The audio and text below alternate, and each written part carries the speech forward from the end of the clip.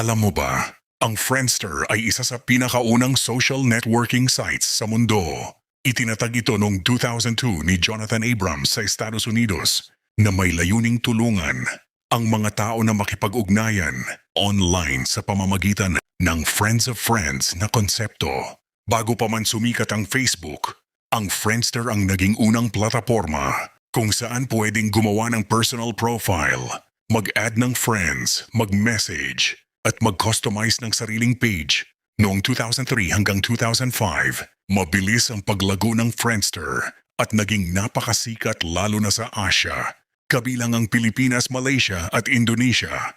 Sa panahong ito, naging bahagi ng kultura ng kabataan ang Friendster.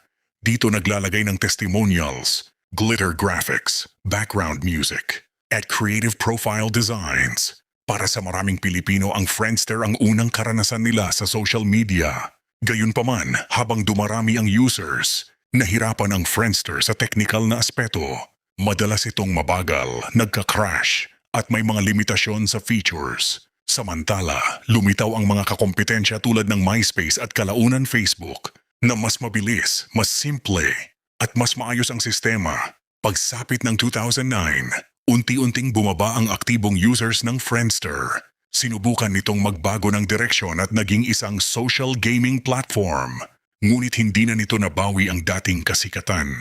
Noong 2011, tuluyan nang isinara ang original social networking site ng Friendster. Sa kabila ng pagbagsak nito, mahalaga ang papel ng Friendster sa kasaysayan ng internet. Ito ang nagbukas ng pinto para sa modernong social media at nagsilbing pundasyon ng mga platform na ginagamit natin ngayon. Para sa marami, ang Friendster ay mananatiling simbolo ng simula ng online friendships at digital memories ng isang henerasyon. Ikaw, anong Friendster memories mo? Comment muna sa baba. At kung gusto mo pa ng mga ganitong kwento, follow mo lang ang page para sa mas marami pang history at kaalaman ng mundo.